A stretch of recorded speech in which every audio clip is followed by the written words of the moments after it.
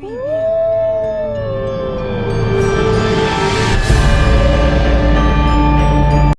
वालेकुम, नमस्ते, सत श्री अकाल, हेलो एवरीवन। स्वागत है आपका हमारे YouTube चैनल पर। राजू चाचा, ये चिट्ठी आई है आपके नाम की।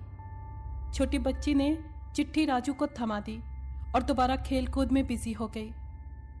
ये उन दिनों की कहानी है जब मोबाइल फ़ोन ईजाद नहीं हुए थे और लोग ख़तो किताबत से काम चलाते थे। फूलनगर भी अपने नाम की तरह मशहूर था। पहाड़ी जंगलों में घिरा ये कस्बा फूलों के बागों और हरियाली की वजह से पहचाना जाता था। वहाँ के लोग भी मिलनसार और ईमानदार थे। शहर वहाँ से काफ़ी दूर था, लेकिन कस्बे में बने इकलौते बाजार में ज़िंदगी की ज़रूरत की हर चीज़ मिलती थी। ज़्यादातर लोग वहाँ खेती, किसानी और लकड़ी के कारोबारी थे। गांव से परे फॉरेस्ट डिपार्टमेंट के दफ्तर भी थे और लकड़ी के कारखाने एक बहुत बड़े इलाके और घने जंगलों में चारों तरफ से घिरे थे। वहाँ बारिश कसरत से होती थी, लेकिन अंग्रेज़ सरकार ने अपने हुकूमत के दौर में यहाँ जो मेन सड़क बनाई थी वो आज भी कायम थी, स्थापित थी। यही वजह है कि गांव वालों को शहर जाने में कोई दिक्कत नहीं होती थी, जबकि दिन के वक्त पब्लिक ट्रांसपोर्ट भी मिल जाती थी और एक आध लोकल बस भी शहर की तरफ जाती थी। लेकिन शाम होते ही यहाँ सड़क वीरान और पब्लिक ट्रांसपोर्ट से खाली हो जाती थी। इमरजेंसी की सूरत में तांगा या बैलगाड़ी से काम चलाते थे, वरना रात का अंधेरा छाते ही वो सड़क जंगल की तरह खौफनाक हो जाती थी। बाजार तो शाम के वक्त से ही बंद हो जाता था। गांव वाले जल्दी सोने और जल्दी उठने के आदी थे।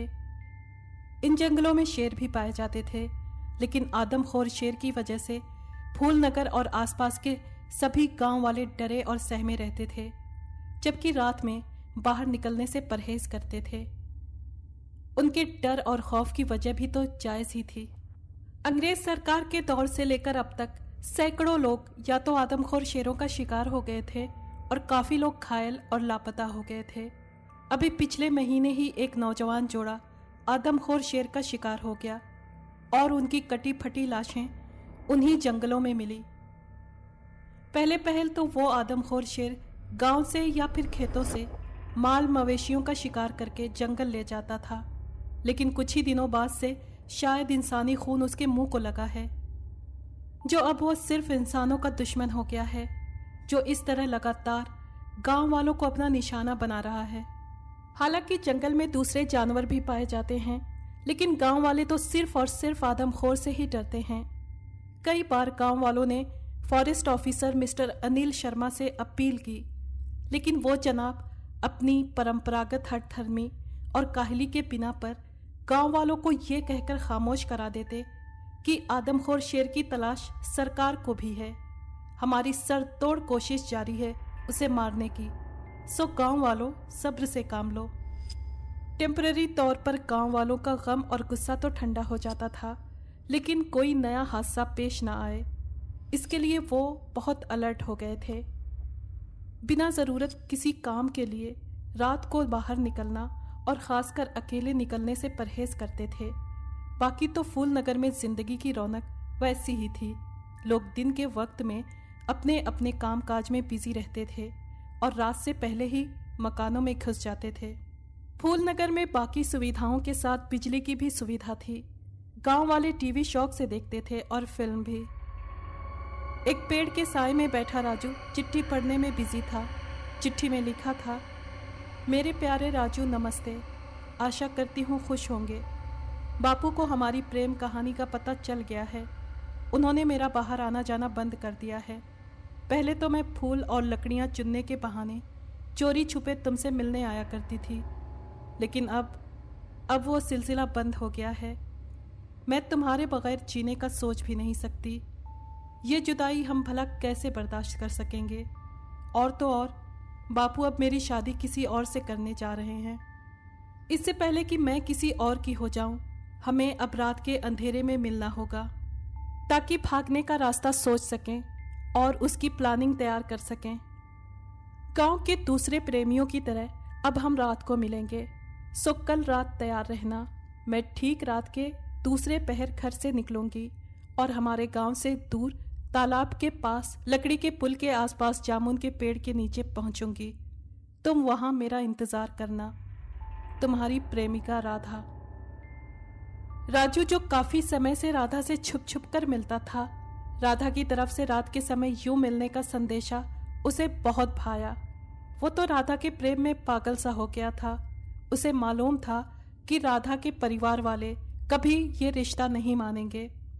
राजू तो उसके प्रेम में पागल था और अब राधा के संदेशे को लेकर वो मन ही मन में उसके साथ जीवन बिताने का सोच रहा था। हे भगवान, कल की रात कब आएगी? वो पल पल ठंडी आहें भरने लगा।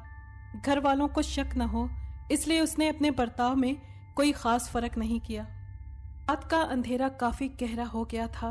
हर तरफ वीरानी, सन्नाटा था। गांव वाले तो जल्दी सोने के आदी थे। दूर गीदड़ों और भेड़ियों की चीखों से ऐसा लग रहा था कि आज न जाने कुछ होने वाला है।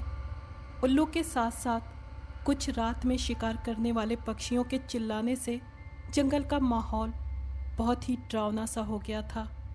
फूलनगर से निकलने वाली सड़क तो पूरी तरह से वीरान नजर आ रही थी। रात के सन्नाटे में उसके ऊपर बंदर घूम रहे थे और कहीं कोई सांप रेंगता हुआ दिखाई दे रहा था। गली के कुत्तों ने एक साये का काफी देर तक पीछा किया। जब वो फूलनगर की सड़क पर काफी दूर निकल गया तभी उन्होंने भौंकना बंद कर दिया और वापस आकर गलियों में दुबक गए। गांव से काफी दूर आकर अब राजू ने टॉर्च की रोशनी ऑन की। वो काली चादर में लिपटा हुआ था। राधा की मोहब्बत ने उसे हर डर से बेगाना कर दिया था, वरना आम हालात में रात के इस हिस्से में किसी की मौत पड़ी है जो यूं हंसता घर से निकलता। ये इश्क भी अजीब बीमारी है। वो अब घने जंगल में पहुंच गया था। एक साये को यूं जंगल में चलता देखकर रात में शिकार करने वाले पक्षी शोर मचा रहे थे।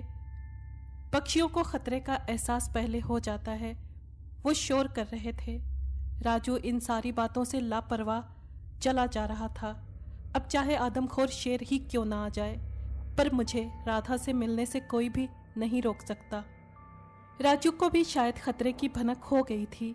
अचानक टॉर्च की रोशनी में बिजली की तेजी से एक साया उसके सामने से गुजरा तो राजू रुक गया। कौन है? कौन है वहां? राजू ने आवाज लगाई और टॉर्च की रोशनी दाएं बाएं फैला दी, लेकिन रहस्यमयी सी खामोशी ने उसका वेलकम किया। शायद कोई जानवर था। यह सोचकर दोबारा उसने पांव पर जोर रखा। राधा का गांव फूलनगर से काफी दूर था।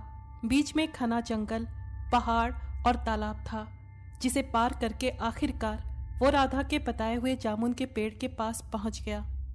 उसने चादर उतारी और वहां सुस्ताने बैठ गया।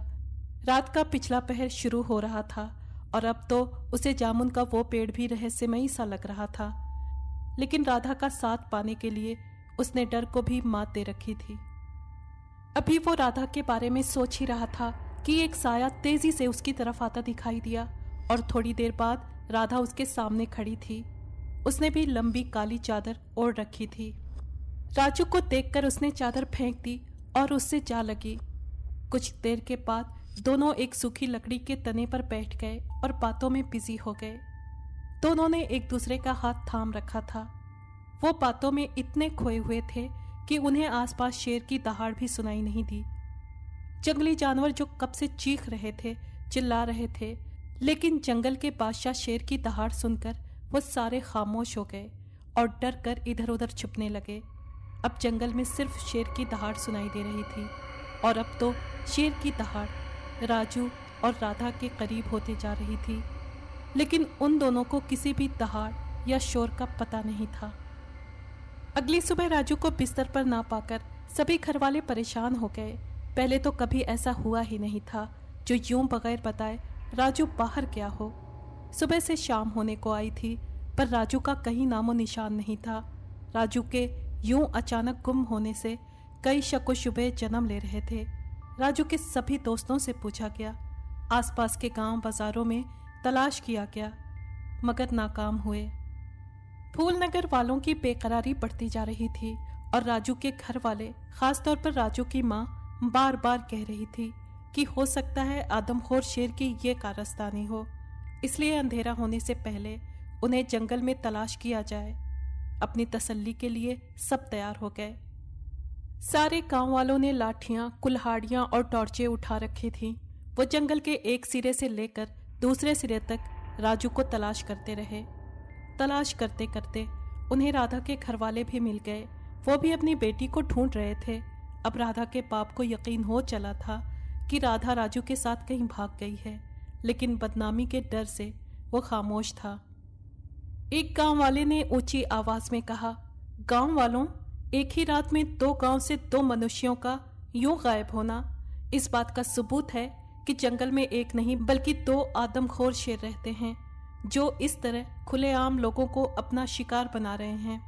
वहां सिर्फ राधा का बाप ही था जो कि आराम से खड़ा था, क्योंकि वो समझ रहा था कि राधा जिंदा है और राजू के साथ भाग गई है, और किसी भी गांव वालों को राजू और राधा की प्रेम कहानी का पता नहीं था। रात का अंधेरा फैल गया था। चूंकि जंगल काफी बड़ा था, इसलिए गांव वालों ने फैसला किया कि बाकी तलाश कल की जाएगी, क्योंकि रात को आदमखोर शेर का खतरा हो सकता है। सारे गांव वाले नाकाम वापस लौटे। इधर राधा के बाप ने सिर्फ अपनी बीवी से इस बात का शक जाहिर किया कि राधा राजू के साथ भाग गई है, लेकिन ये कहकर उसे खामोश करा दिया कि राधा ऐसी नहीं थी। फूलनगर में काफी बेचैनी छाई हुई थी। सुबह होते ही राजू के घर वालों के कहने पर गांव वाले दोबारा जमा हुए, और आज उनके बीच गांव का मशहूर खोजी रामदीन भी था, जो अपनी खोज में कभी नाकाम नहीं हुआ था। गांव और आसपास में जितनी भी चोरियां होती थीं, सबकी खोज रामदीन लगाता था। वो काफी बूढ़ा हो चुका था और अब आराम से जिंदगी गुजार रहा था, लेकिन राजू के खानदान की परेशानी उससे देखी नहीं जा रही थी। उनके साथ ही गांव का मशहूर हकीम मिर्जा शुजात भी मौजूद था, जो छोटी छोटी सर्जरी भी कर लेता था, और हकीमी तो उसका पेशा था। अरे गांव वालों, कोई शेर वेर नहीं है, जवान लौंडा था, गया होगा कहीं मौज मस्ती करने। आप लोग यूं ही उसे तलाश करके अपना समय बर्बाद कर रहे हो। फॉरेस्ट ऑफिसर अनिल शर्मा इस मौके पर भी अपनी मक्कारी से बाज नहीं आया। इससे पहले कि वो गांव वालों के गुस्से का शिकार होता, वो भी उनके साथ हो लिया। आखिरकार दोपहर में जाकर उनकी तलाश खत्म हुई। घने जंगल में दूर से ही 2 लाशें नजर आ रही थीं। जब दौड़कर सारे उनके करीब आए तो लाशों की हालत देखकर सब सकते में आ गए। राजू के घर वाले उससे लिपट कर रोने लगे, जबकि राधा का बाप भी सदमे से निढाल था। हकीम मिर्जा शुजात ने सबको लाशों से दूर रहने को कहा और अपने साथ लाए सर्जरी के कुछ औजारों से लाशों का मुआयना, इंस्पेक्शन करने लगा। लाश को जगह जगह से नोचा गया था, लेकिन दोनों के चेहरे सलामत थे। वो काफी देर तक मुआयना करता रहा और आखिर में ठंडी आह भरते हुए बोला, मारा तो इन्हें आदमखोर ने ही है। लेकिन वो खामोश हो गया। लेकिन क्या? गांव वालों ने हकीम से कहा कि खुलकर बताओ कि क्या बात है। तभी हकीम ने बताया, मेरे तजुर्बे के हिसाब से ये किसी शेर या जानवर की कारस्तानी नहीं है। अब तक जितने भी लोग आदमखोर शेर का शिकार हुए हैं, मैंने उन सब का मुआयना किया है, लेकिन लाश पर दांतों की ये गहराई साबित करती है कि इन्हें मारने वाला शेर नहीं है और ना ही कोई जंगली जानवर। लगता है इन्हें किसी इंसान ने नोचा है। हकीम के नए खुलासे ने सबको सकते में कर दिया। ये हकीम साहब, आप क्या बोल रहे हैं? आपको पता है कि आपके इस बयान से आपकी साख पर कितना असर हो सकता है? पूरा गांव आपकी इज्जत करता है। इसका मतलब ये तो नहीं कि आप कुछ भी बेकार बात करें और हम यकीन कर लें। गांव वाले अब गुस्से में आ चुके थे कि रामदीन खोजी आगे बढ़कर हकीम की हाँ में हाँ मिलाते हुए बोला, गांव वालों, हकीम साहब ने सही कहा और मैं भी अपने तजुर्बे की बुनियाद पर यह बात कहूँगा कि ये काम किसी शेर या जंगली जानवर का नहीं है। लाशों के आसपास कहीं भी शेर के पंजों के निशान नहीं हैं। आप लोग तो लाश ढूंढने में बिजी थे, लेकिन मैं अपना काम करता रहा। और हैरान करने वाली बात ये कि मुझे लाशों के आसपास इंसानी पाँव के निशान मिले हैं। फ़र्क सिर्फ इतना है कि ये निशान पाँव के साइज से कुछ बड़े हैं। और एक ख़ास बात, पाँव के निशान के साथ साथ दोनों हाथों की हथेलियों के निशान भी साफ दिखाई दे रहे हैं। ये देखो वो निशान। रामदीन खोजी सारे गांव वालों को एक तरफ ले गया जहां सब ने वो अजीब हाथ पांव के निशान देखे। फॉरेस्ट ऑफिसर अनिल शर्मा कब चुप रहने वाले थे। हकीम साहब और खोजी जी, क्यों गांव वालों को डरा रहे हो? वो तो बेचारे पहले ही आदमखोर शेर से सहमे हुए हैं। पहले तो मैं भी नहीं मानता था कि कोई आदमखोर शेर है, लेकिन ये लाशें देखकर मुझे भी यकीन हो गया है कि ये काम आदमखोर शेर का है। आप अब बहुत बूढ़े हो चुके हो, आराम करो। ये बेकार अफवाहें फैलाने वाले लोग मुझे बिल्कुल पसंद नहीं। क्यों हाथ धोकर मेरी नौकरी के पीछे पड़े हो? गांव वालों, डरने की बात नहीं। दिन रात एक करके हमारा डिपार्टमेंट आदमखोर शेर को पकड़ेगा, और यकीन करो मेरी तो रातों की नींद उड़ गई है उस शेर को लेकर। मगर फिक्र मत करो, मैं हूं ना।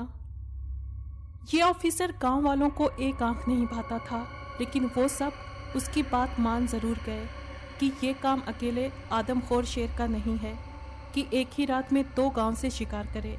ज़रूर ये काम 2 या 2 से ज़्यादा शेरों का है। बाकी हकीम और खोजी खामोश हो गए। लाशों को गांव पहुंचाया गया, जहां उन्हें शमशान घाट में अग्नि के हवाले कर दिया गया, और इस तरह राजू और राधा की प्रेम कहानी भी खाक हो गई। धीरे धीरे जीवन की गाड़ी दोबारा पटरी पर आ गई। दिन हफ्तों में और हफ्ते महीनों में ढल गए, मगर कोई भी अनहोनी घटना नहीं घटी। तभी गांव वाले समझे कि आदमखोर शेर का खतरा टल गया, लेकिन हकीम और खोजी के शक अभी तक खत्म नहीं हुए। कोई भी उनकी बात मानने को तैयार नहीं था।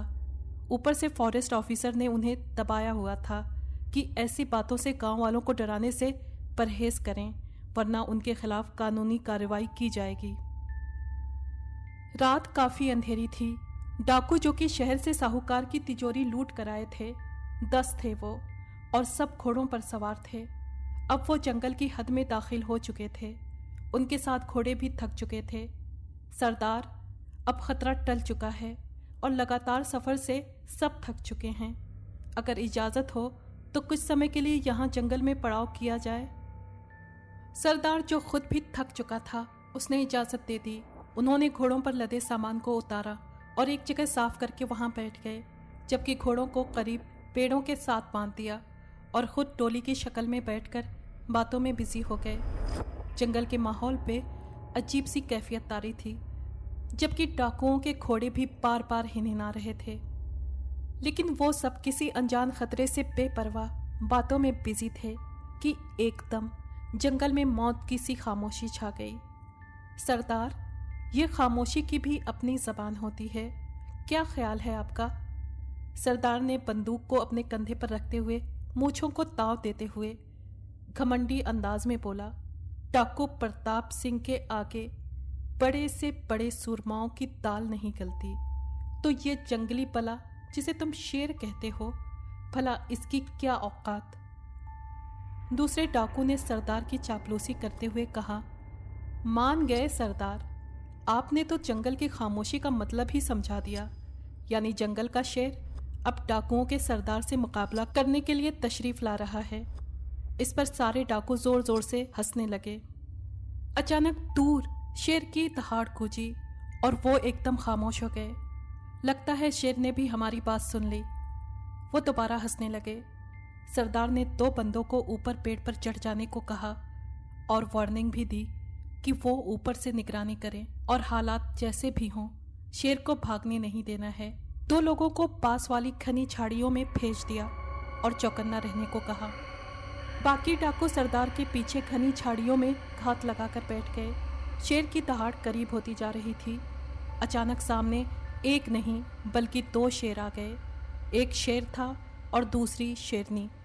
शेरों का ये जोड़ा बहुत ही खूनख्वार और भयानक नज़रों से दाएं बाएं देख रहा था। उन्हें जैसे उनकी बू आ गई थी। सरदार भी बुज़दिल नहीं था। दबे पांव वो भी उनके सामने आ गया और दूसरे डाकू उसके पीछे बंदूक ताने खड़े थे। शेरनी वहां खड़ी रही और शेर दूर से ही लहरा कर सरदार पर हमले के लिए लपका और उसके साथ ही बंदूक की गोलियों की बौछार शुरू हो गई। ऊपर पेड़ों पर बैठे डाकू भी शेर का निशाना लेने लगे। इतनी गोलियों से भला वो कैसे बचता। हवा में ही 2 गोलियां काम आ गईं। एक गोली शेर के सर के आर पार हो गई और दूसरी गोली उसके पेट में लगी थी। सरदार साइड पर हो गया और शेर धड़ाम से जमीन पर गिर गया। दूसरी तरफ शेरनी फरार होने की कोशिश कर रही थी। एक गोली पहले ही उसे लगी थी और अब सारी बंदूकें उसकी तरफ उठ गईं। एक साथ फायर हुए और शेरनी गोलियों से छलनी हो गई और थोड़ा आगे जाकर गिर गई और फिर ठंडी हो गई। शेरों की जोड़ी मर चुकी थी, जबकि सारे डाकू खुशी से हवाई फायर करके जैसे जश्न मना रहे थे। सब सरदार की बहादुरी पर दाद दे रहे थे। सरदार मरे हुए शेर के पास आया और घमंड से बोला, जंगल का एक ही शेर है और वो है सरदार प्रताप सिंह। सरदार के साथी अब नारे मार रहे थे, सरदार प्रताप सिंह की जय हो। जंगल का शेर कौन? सरदार प्रताप सिंह। अपनी जय जय सुनकर डाकुओं का सरदार बहुत खुश हुआ और इस तरह दिन का उजाला होने से पहले वो वहां से कूच कर गए। फॉरेस्ट ऑफिसर अनिल शर्मा अपने कुछ मातहत एहलकारों के साथ रोज की तरह गश्त पर थे। वो खुशगप्पियों में बिजी थे कि एक एहलकार की नज़र शेर की लाश पर पड़ी तो उसने चीख कर कहा, सर जी वो रहा शेर। ये सुनते ही अनिल शर्मा पर तो जैसे बिजली गिर गई। वो डरपोक तो पहले ही था। शेर का सुनकर दूसरा एहलकार बोला, सर जी लगता है शेर मर चुका है, तभी तो हरकत नहीं कर रहा। ये सुनते ही अनिल शर्मा की जान में जान आई। उसने ठंडी आह भरते हुए कहा, यार तूने तो मुझे डरा ही दिया था, मैं समझा जिंदा शेर आ गया है। अनिल शर्मा और एहलकार शेर की लाश के करीब आए तो उनकी नज़र मुर्दा शेरनी पर भी पड़ी। अरे वाह रे किस्मत, आज तो 2 मुर्दा शेर जंगल में मरे पड़े हैं, हमारी तो लॉटरी निकल गई। फॉरेस्ट ऑफिसर ने लालच से कहा। उसकी आंखें चमक गईं। उसने एहलकारों को हुक्म दिया कि दोनों मुर्दा शेरों को एक जगह पर रखो। अनिल शर्मा मक्कार तो पहले ही था। उसने सब एहलकारों को जमा किया, इधर उधर देखा और मक्कारी से बोला, साथियों मेरी बात गौर से सुनो। हमारे सिवा किसी को भी पता नहीं है कि ये आदमखोर शेर पहले ही से मरे पड़े हैं। हम फूलनगर वासियों से कहेंगे कि इन आदमखोर शेरों को हम लोगों ने मारा है। इनाम का इनाम भी और शोहरत अलग से। बड़े बड़े शिकारी नाकाम हुए और हुकूमत ने इन आदमखोर शेरों को मारने पर इनाम भी रखा है। हम गांव वालों के हीरो बन जाएंगे, हमारा प्रमोशन भी होगा और जय जयकार भी। एक लम्हे के लिए सोचो, हम जिधर से भी गुजरेंगे लोग हमारी बहादुरी की मिसालें देंगे। लेकिन मेरी बात याद रखना, अगर भूले से भी किसी ने ये राज खोल दिया तो बदनामी अलग और नौकरी से भी हाथ धोना पड़ेगा। एहलकार भी उसकी बातों में आ गए। सर जी इस बात की चिंता मत करो और विश्वास रखो, मरते दम तक ये राज राज ही रहेगा और हम आपके साथ हैं। पर आप हमारा ख्याल रखना और इनाम की रकम बराबर बांटना और सरकार से हमारी प्रमोशन की भी चर्चा करना। सब मान गए तो अनिल शर्मा ने एक एहलकार को भगाया कि फूलनगर समेत आसपास के सारे गांव में ऐलान करा दो कि फॉरेस्ट ऑफिसर ने दोनों आदमखोर शेरों को मार दिया है और वो लोग यहाँ आकर अपनी आंखों से मुर्दा शेरों को देख सकते हैं। वो एहलकार दौड़ता हुआ गांव की तरफ गया। इधर अनिल शर्मा अपने फ्यूचर के सुहाने ख्वाब देखने लगा। कोई आधे घंटे बाद भीड़ की भीड़ जंगल की तरफ आने लगी। जो भी आता जाता वो मुर्दा शेरों को देखकर दंग रह जाता और फॉरेस्ट ऑफिसर के लिए तारीफों के पुल बंध गए। बच्चे बूढ़े मर्द औरतें मतलब पूरा गांव वहां उमड़ आया। लोग मुर्दा शेर को अपने हाथों से छूते और जश्न मनाते हुए फॉरेस्ट ऑफिसर और एहलकारों को तो कंधे पर उठा लिया। ढोल बाजे वाले भी आ गए, लेकिन उनके बीच खोजी रामदीन सीरियस होकर खड़े थे और बार बार जमीन पर जैसे कुछ खोज रहे थे। अनिल बाबू तेरे से कुछ बात करनी है, मगर अकेले में। रामदीन खोजी और अनिल शर्मा भीड़ से थोड़ी दूर एक पेड़ के नीचे खड़े हो गए। बोल क्या बात है? अनिल शर्मा ने परेशान होकर पूछा। पहले तो खोजी खूब हंसा और फिर अनिल शर्मा का पसीना पोंछते हुए बोला, देख अनिल बाबू, खोजी से कोई खुरा छुपा हुआ नहीं होता। शेरों के आसपास सरकारी बूटों के निशान नहीं हैं। इसका मतलब। अनिल शर्मा ने तेजी से उसके मुंह पर हाथ रख दिया और उसे खामोश करते हुए कहा, देखो चाचा, मुझे पता है कि आप अपने काम में माहिर हो, पूरी जिंदगी काम किया और अब बुढ़ापे में आराम से शांति से रहना चाहते हो और अपने परिवार के लिए फिक्रमंद भी हो। मगर चिंता मत करो, मैं हूं ना। मैं तुम्हें इनाम की रकम में बराबर का हिस्सा दूंगा। देखो सारे लोग कितना खुश हैं। मेरा भी परिवार है, मेरा भी जीवन है। मैं आशा करता हूं कि तुम अपना मुंह हमेशा के लिए बंद रखोगे और मेरी सहायता करोगे। अगर ऐसा नहीं हुआ तो तू मुझे जानता है, आदमखोर शेरों को मैंने मारा है या नहीं ये अलग बात है, मगर मैं तुझे ज़रूर मारूंगा और इसी जगह तेरी हत्या करके लोगों से कहूँगा कि किसी जंगली जानवर ने खोजी रामदीन का शिकार कर लिया और जंगल गांव वालों के लिए बंद। रामदीन जो खामोशी से उसकी तकरीर सुन रहा था, उसने मुस्कुराकर कहा, चलो क्या याद करोगे, लेकिन याद रखना इनाम की रकम में मुझे भूलना नहीं। अनिल शर्मा ने उसे वचन दिया कि इनाम की रकम मिलते ही उसका हिस्सा उसके घर तक पहुंच जाएगा। वो अब भीड़ में आ गए थे, जहां देखते ही देखते रिपोर्टर्स, आला अफसर, चैनल वाले, फॉरेस्ट डिपार्टमेंट के ऑफिशियल्स जमा हो गए थे। आखिर में एक ऑफिसर ने आगे बढ़कर अनिल शर्मा को मुबारकबाद दी और ये ऐलान किया कि फॉरेस्ट डिपार्टमेंट की तरफ से फॉरेस्ट ऑफिसर अनिल शर्मा और उसकी टीम को इस शानदार बहादुरी पर 1 लाख रुपए का इनाम दिया जाता है और मैं सरकार से इनकी प्रमोशन की चर्चा करूंगा।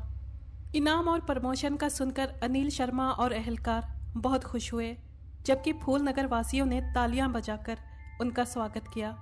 आज हर चेहरा खुश था। जिन लोगों के अपने शेर का शिकार हुए थे, उनकी खुशी तो दुगनी थी। सेठ थारोमल की कोठी में एक मीटिंग चल रही थी। सेठ थारोमल का लकड़ी का कारखाना था। फूलनगर में कई लकड़ी के कारखाने थे, मगर सब सरकार की परमिट से कानूनी तौर पर चलते थे, सिवाय सेठ थारोमल के कारखाने के। वो जंगल से गैर कानूनी चोरी की हुई लकड़ियां बेचता था। उसने अपने कारखाने में मजदूर भी अपनी तरह चोर, बदमाश और मवाली पाल रखे थे, जो अपने मालिक के इशारे से जंगल से लकड़ियां चुराते थे। इस काम के लिए सेठ थारोमल ने फॉरेस्ट ऑफिसर अनिल शर्मा को भी अपने साथ मिला लिया था।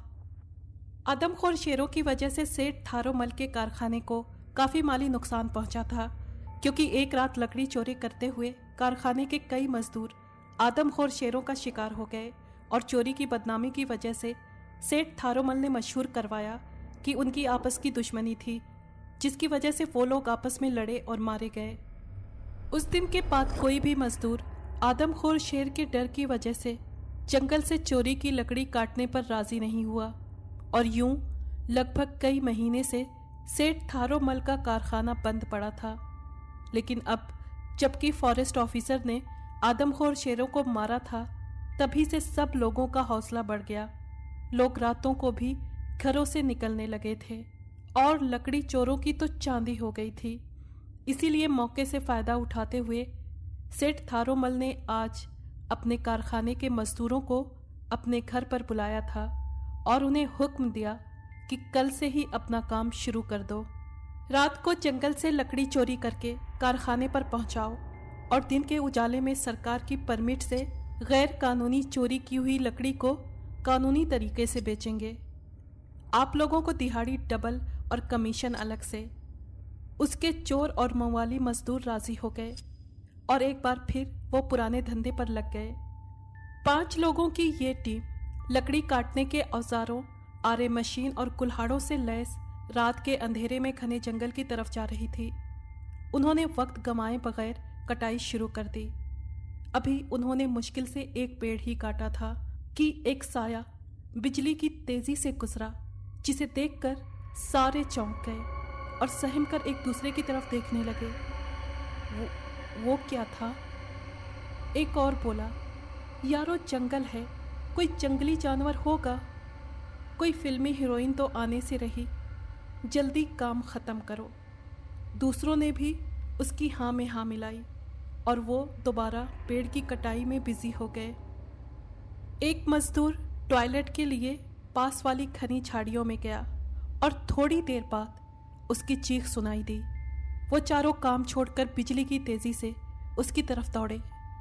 सामने का मंजर इतना दहशतनाक और डरावना था, जिसे देखकर वो सब सकते में आ गए। डर से उनकी आंखें फटी की फटी रह गई, क्योंकि मंजर ही ऐसा था। एक इंसान जैसा हैवान जो सर से पांव तक लंबे काले बालों में ढका हुआ था। उसका चेहरा किसी जंगली बिल्ले की तरह, मगर नाक नक्श आदमियों की तरह थे। आंखें बेहद लाल और कान बेहद लंबे लंबे, बाल इतने कि ड्रेस की जरूरत नहीं थी। वो खतरनाक हैवान मजदूर का गोश्त नोच कर खा रहा था। जानवर ने जब दूसरे मजदूरों को देखा तो वो उनकी तरफ लपका। ये तो किसी चारपाई जानवर या किसी भालू या बंदर की तरह दोनों पांव और दोनों हाथों के जोर से नीचे जमीन पर झुक कर चल रहा था और मेढक की तरह हवा में उछल उछल कर उनकी तरफ बढ़ रहा था। एक मजदूर ने तो उस पर गोली चला दी, जिसकी दहशत और आवाज से वो डर कर और गोली की आवाज से बौखलाकर अपना रुख मोड़ा, अपनी दिशा मोड़ी और गोली किसी स्पीड से वो वापस भागने लगा। उसे यूं भागता देखकर सबकी हिम्मत बंधी और वो भी उसके पीछे दौड़ पड़े। अब सबके हाथों में पिस्टल थे, जो ऐसे मौके के लिए वो अपने साथ लाए थे। 3 मजदूरों ने तो काफी देर तक उसका पीछा किया, लेकिन वो शायद कहीं छुप गया था। जबकि एक मजदूर जो काफी बूढ़ा था वो थक गया था और उनसे पीछे रह गया था। वो पुकार पुकार कर सबको आवाज दे रहा था, लेकिन उसके साथी काफी आगे निकल चुके थे। वो एक घने पेड़ के नीचे बैठ गया। वो हाँफ रहा था और सांस बहाल करने की कोशिश कर रहा था। जिस पेड़ के नीचे वो बैठा था, वो हैवान भी उस पेड़ के ऊपर पत्तों में छुपा हुआ था। गुस्से से गुर्राया। उसकी गुर्राहट किसी शेर की तरह थी। मजदूर समझा पेड़ पर कोई शेर बैठा है और आज मेरी खैर नहीं। पिस्टल उसके हाथ में था, तब भी वो डर से सहमा हुआ था। वो भगवान को याद कर रहा था। अचानक किसी बाज की तरह वो हैवान ऊपर से लपका और मजदूर पर हमला कर दिया। मजदूर जमीन पर गिर गया, लेकिन गिरते समय उसने फायर कर दिया। गोली किसी पेड़ से टकराई, लेकिन उससे ये फायदा हुआ कि गोली की आवाज के डर से वो हैवान फिर घबरा गया और जाते जाते गुस्से से गुर्रा कर मजदूर के करीब आया और अपने बेहद नुकीले दांतों और नुकीले पंजों से मजदूर का बाजू काट डाला और चबाता हुआ एक तरफ को भाग गया। मजदूर दर्द से चीखा। गोली की आवाज सुनकर उसके बाकी साथी भी दौड़ते हुए उसके पास पहुंच गए और उसकी बात सुनकर दंग रह गए। साथियों, हम इस हैवान से मुकाबला नहीं कर सकते। वो न जाने क्या बला है, इसलिए हम अपना काम यहीं रोकते हैं। अपने मुर्दा साथी की लाश समेत वो चारों वापस जा रहे थे। उनका रुख सेठ थारोमल की लकड़ी के कारखाने की तरफ था। वो बहुत डरे हुए थे। उनकी हालत ऐसी नहीं थी कि वो अपनी विपदा किसी को सुनाए। जख्मों से चूर पसीना पसीना एक लाश उठाए वो कारखाने के अंदर घुसे और अंदर से दरवाजा बंद कर दिया। रात अभी बाकी थी। इतनी बड़ी घटना भला कैसे छुप सकती थी? सो फूल नगर पर फिर से डर के बादल मंडलाने लगे। घर घर उस खूनी हैवान को लेकर चर्चा होने लगी। हालात को देखते हुए फूलनगर के मुखिया ने पंचायत बुला ली। शाम तक सारे गांव वाले पीपल के पेड़ के साए में जमा थे, जो गांव के बीच खुले मैदान में था। मुखिया ने ऊंची आवाज में कहना शुरू किया, गांव वालों, पहले आदमखोर शेर की वजह से एक समय के लिए डर और खौफ का माहौल बना रहा, लेकिन अब मामला कुछ और है। पहले हमारा मुकाबला आदमखोर शेर से था, लेकिन अब हमारा मुकाबला आदमखोर मनुष्य से है। उसने जिस बुरे तरीके से मजदूर का हश्र किया, वो सब आपके सामने है। वो कौन है, कहां से आया है, हमें मालूम नहीं, लेकिन बहुत ज्यादा शक्तिशाली और खतरनाक है।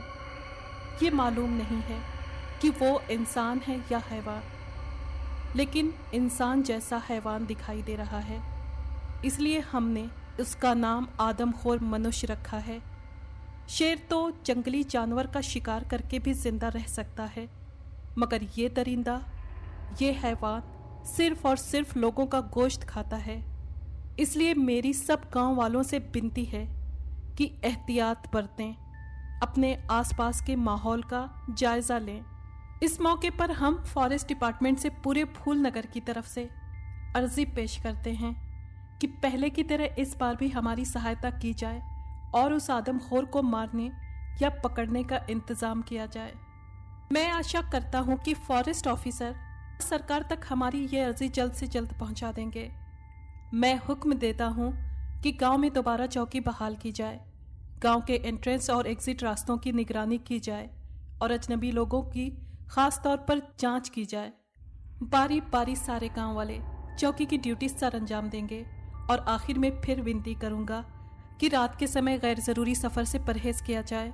सावधान रहें और खुश रहें। मुखिया का भाषण खत्म हो गया और सब लोग अपने अपने घरों को रवाना हो गए। साहूकार की बेटी सोनाक्षी लंदन में अपनी पढ़ाई पूरी करके वापस फूलनगर आ रही थी। सुबह से ही साहूकार के बंगले को सजा रहे थे और अब शाम होने को आई थी। मुंबई एयरपोर्ट से वो कार पर ही गांव आ रही थी। साहूकार की फैमिली खासी खुशहाल थी, इसलिए अपनी इकलौती बेटी को लंदन पढ़ाने भेजा था और आज उसकी वापसी पर वो बहुत खुश थे और उसके वेलकम करने के लिए सुबह से ही तैयारी कर रहे थे।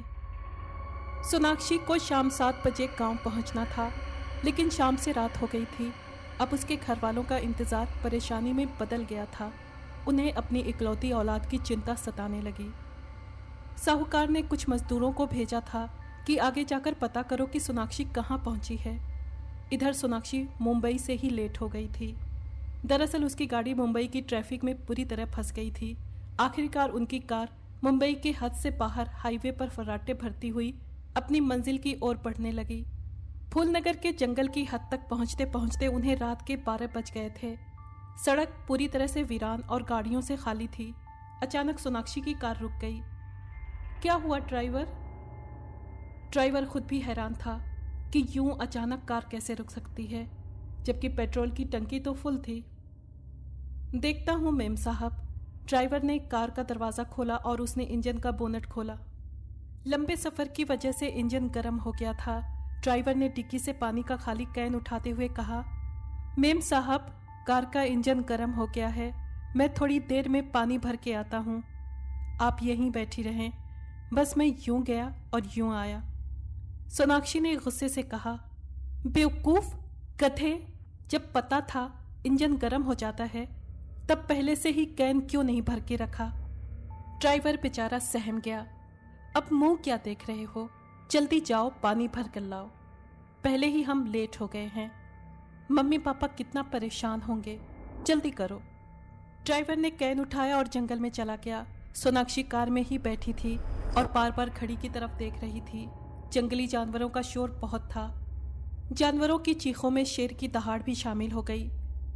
ऐसे खतरे से लापरवाह सोनाक्षी कार में बैठी खुद को सेफ महसूस कर रही थी कि अचानक कार का दरवाज़ा खुला और आदमखोर बिजली की तेज़ी से कार में दाखिल हुआ और सोनाक्षी पर टूट पड़ा। सोनाक्षी की चीखें सुनकर आसपास के सारे जानवर डर से सहम गए। मारने के बाद आदमखोर उसका गोश्त नोचकर खाने लगा और उसका पेट उधेड़ कर रख दिया। काफ़ी देर बाद जब ड्राइवर वापस आया तो कार के बाहर खून के निशान देखकर पानी का कैन उसके हाथों से गिर गया। कार का दरवाज़ा खुला हुआ था। उसे पानी ढूंढने में काफ़ी देर हो चुकी थी और इधर आदमखोर ने अपना काम कर दिया था। अंदर कार में ही सोनाक्षी की लाश देखकर वो सकते में आ गया। वो चकरा गया और सर पकड़कर बैठ गया। सोनाक्षी की जगह जब उसकी लाश घर पहुंची तो साहूकार समेत सारे घर वाले मातम करने लगे। वो लाश से लिपट लिपट कर रोने लगे। सोनाक्षी की माताजी तो सदमे से निढाल होकर बेहोश हो गई।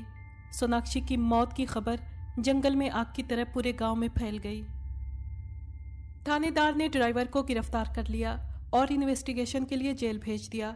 बस ये तो रस्मी कार्रवाई थी, पर सच्चाई सब जानते थे कि ये खून आदमखोर ने किया है। इसके बाद गांव वालों ने अपने तौर पर इकट्ठा होकर उस आदमखोर की बहुत तलाश की, मगर बेकार, कोई फ़ायदा नहीं। ना आदमखोर मिला और ना ही कोई उसका निशान। सो गांव वाले सब्र करके बैठ गए। वक्त गुजरता गया। राम दीन खोजी भी गुजर गया। फॉरेस्ट ऑफिसर अनिल शर्मा की तरक्की हो गई थी और साथ ही उसका ट्रांसफ़र भी हो गया था। उसकी जगह दिल्ली से नया फॉरेस्ट ऑफिसर तैनात हुआ जिसका नाम अमिताभ ठाकुर था।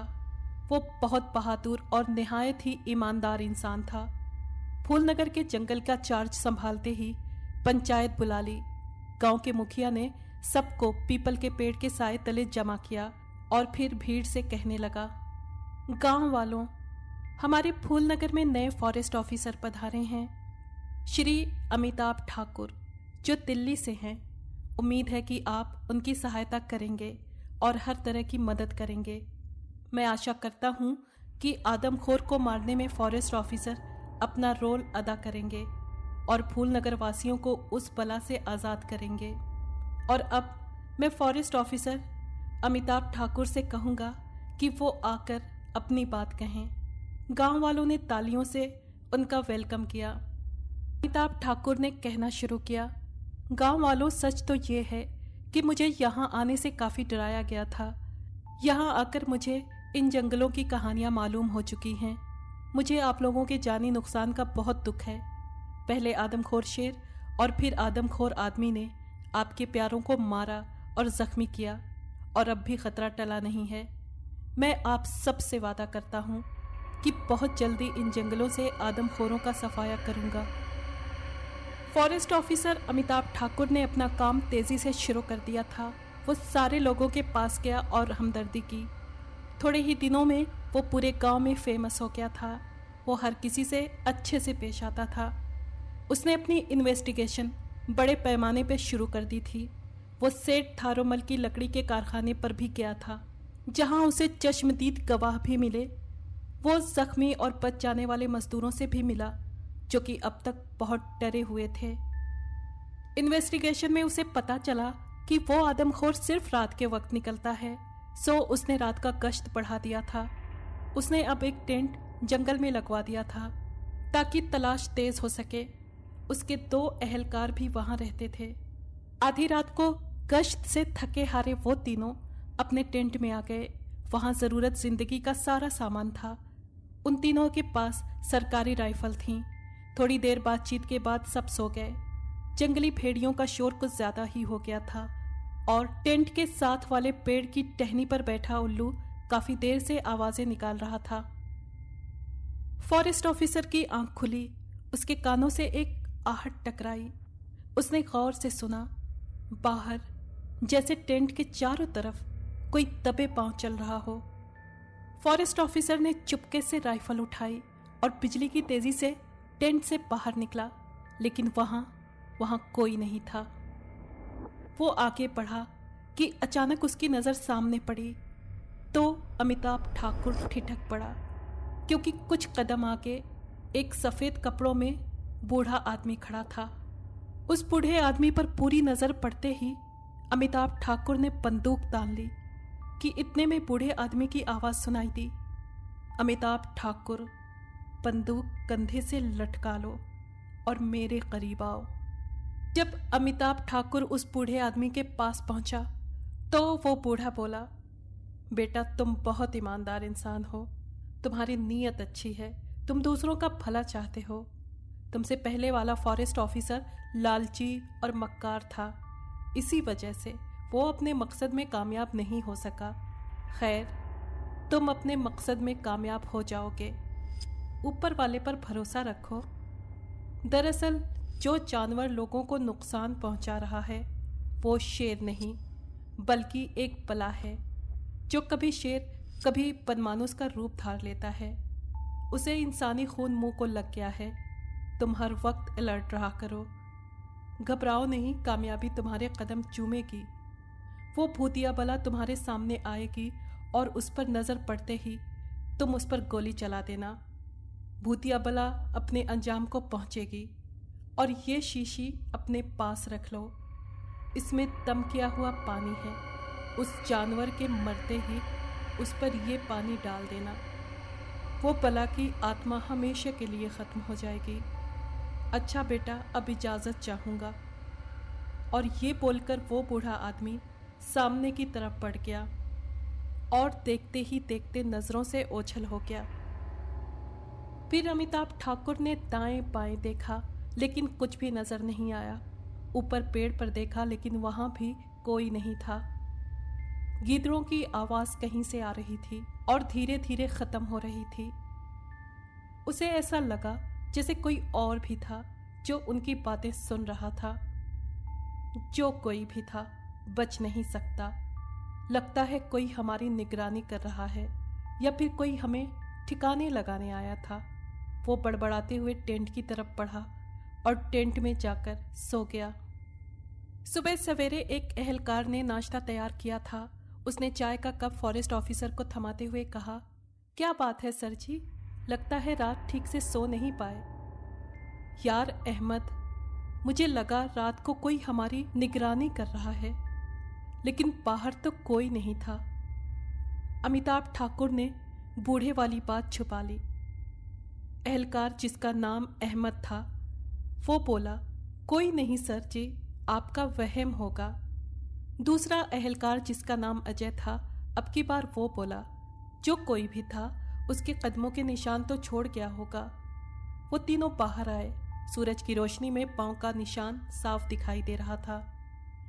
टेंट के चारों तरफ पांव के निशान थे और पांव भी बड़ा भारी भरकम, पांव के साथ हाथों के निशान। वो तीनों चौंक गए। एक एहलकार बोला, सर जी बिल्कुल वही निशान है जैसा राजू और राधा की लाश के पास पाए गए थे, और खोजी ने भी उसकी पहचान की थी। लगता है वो आदमखोर यहाँ आया था, पर हैरत है उसने हम पर हमला क्यों नहीं किया। दूसरा एहलकार बोला, सर जी हो सकता है वो हमारी ताकत देखने आया हो और गिनती भी। अगली दफा हमें सावधान रहना चाहिए। चलो इन पांव का पीछा करो, देखते हैं ये कहाँ ख़त्म होते हैं। और तीनों उन पांव के निशान का पीछा करने लगे। वो काफ़ी दूर निकल आए। आगे छोटी नदी थी और उसके पार पहाड़ी सिलसिला। नदी के पाट पर वो पांव का निशान ख़त्म हुआ। लगता है नदी पार करके वो आदमखोर जंगल में शिकार करता है और सवेरा होने से पहले नदी पार करके किसी पहाड़ी गार में गायब हो जाता है। क्यों साथियों, क्या ख्याल है आपका? दोनों बोले, सर जी आपकी बात बिल्कुल ठीक है। वैसे भी पुरानी कहानियों में आदमखोर और चुड़ैलें किसी गार में ही रहते थे, मगर ये कोई कहानी नहीं, सच्चाई है। तुम लोग तैरना जानते हो? जी सर। तो फिर देर किस बात की? मैं आज का काम कल पर नहीं छोड़ता। आओ मेरे साथ, नदी पार चलते हैं। और फिर तीनों नदी में कूद पड़े और आराम से तैरने लगे और आखिर उन्होंने नदी पार कर ली। ये पहाड़ी सिलसिला जो बड़े जंगल के उत्तर दिशा की तरफ था, बड़े बड़े पहाड़, पथरीले मैदान, कांटेदार पेड़ों से भरा हुआ था। फॉरेस्ट ऑफिसर और उसकी टीम ने पहाड़ों में बने छोटे मोटे गारों यानी गुफाओं में अपनी तलाश शुरू कर दी। जगह जगह छोटी गुफाएं बनी हुई थीं, जहां छोटे मोटे जानवर और जंगली खरगोश वगैरह बसेरा किए हुए थे। सुबह से शाम हो गई थी, लेकिन उन्हें कोई कामयाबी नहीं मिली। फॉरेस्ट ऑफिसर ने दोनों एहलकारों को हुक्म दिया कि अंधेरा फैलने से पहले जंगल से टेंट और सामान उठा ले आओ ताकि हम यहीं रह सकें। एहलकार चले गए। शाम से पहले टेंट लग चुका था। वो खाने पीने की चीजें अधिक मात्रा में ले आए थे। फॉरेस्ट ऑफिसर ने नदी के पास एक छोटी पहाड़ी के ऊपर अपना टेंट लगवा लिया था, क्योंकि नदी पर ही आने जाने वाले पर नजर रखी जा सके। और इस तरह दिन गुजरते गए। तीनों सुबह तलाश पर निकलते थे और शाम को वापस आ जाते थे, लेकिन नाकाम। सर जी, लगता है आदमखोर हमारे डर से भाग गया है, एक एहलकार बोला। फॉरेस्ट ऑफिसर ने नदी की तरफ देखते हुए कहा, वो हमें भगाने के चक्कर में है। वो हमें मोहलत दे रहा है कि वापस लौट जाएं, ताकि हम उसकी तरफ से लापरवाह हो जाएं और हमें लापरवाह पाकर अचानक हम पर हमला कर सके। मेरी बात गौर से सुनो, कोई भी अकेला नहीं घूमेगा। फॉरेस्ट ऑफिसर ने सावधानी से प्लानिंग कर रखी थी, वरना किसी की मजाल थी जो ऐसी खतरनाक जगह पर आता। अब एक आदमी बाकायदा पहरा देता था। राइफल हर वक्त उसके साथ होती थी। रात का आखिरी पहर था। अहमद पहरे पर था। उसकी आंख लग गई कि अचानक पहाड़ के बाईं तरफ से किसी भेड़िए की गुर्राहट सुनाई दे रही थी। उसकी आंख खुल गई, राइफल पकड़ी और दबे पांव उस तरफ बढ़ने लगा। अचानक बिजली की रफ्तार से कोई साया पत्थरों के पीछे छिप गया। अहमद ने वहां अकेले जाना सही नहीं समझा। वो वापस आया और फॉरेस्ट ऑफिसर को जगाया कि कोई है जो हमारी निगरानी कर रहा है। फॉरेस्ट ऑफिसर ने राइफल उठाई और दूसरा एहलकार भी जाग चुका था। तीनों दबे पांव वहां पहुंच गए, लेकिन वहां तो कोई भी नहीं था। अलबत्ता फॉरेस्ट ऑफिसर को टॉर्च की रोशनी में वहां जमीन पर बाल नजर आए जो इंसानी बालों की तरह थे, लेकिन वो इतने लंबे थे कि सब हैरान रह गए। लगता है आदमखोर के बाल हैं जो थोड़ी देर पहले यहाँ था और पहरा देने वालों को डराने की कोशिश कर रहा था। मेरा अंदाजा सही था, वो हमें भगाना चाहता था। खैर, देखा जाएगा। वो वापस टेंट में दाखिल हुए। रात वाली घटना से सबको काफी उम्मीद बंध गई थी कि मंजिल अब नजदीक है। रोज की तरह आज भी तलाश जारी रही, लेकिन कोई फायदा नहीं। रात वाली घटना को लेकर फॉरेस्ट ऑफिसर ने फैसला किया कि आज कोई भी नहीं सोएगा। टेंट खाली होगा और वहां तकिए के ऊपर चादर डाल दी जाएगी ताकि दूर से आने वाले को लगे कि कोई सोया हुआ है। वो तीनों टेंट के नजदीक बड़े पत्थर की आड़ में छुपकर बैठ गए। तीनों ने राइफल थाम रखी थी। चलते चलते रात अपने आखिरी पहर में दाखिल हो गई थी। वो तीनों जाग रहे थे और खामोश थे। दूर से गीदड़ों के चिल्लाने की आवाज़ धीरे धीरे करीब होती जा रही थी। तीनों ने एक दूसरे की तरफ देखा। फॉरेस्ट ऑफिसर ने साथियों को अलर्ट किया और ऑर्डर दिया कि जब तक मैं ना कहूँ कोई भी फायर नहीं करेगा। वो धीरे धीरे बात कर रहे थे और अब वो खामोशी से गीदड़ों की आवाज़ सुन रहे थे।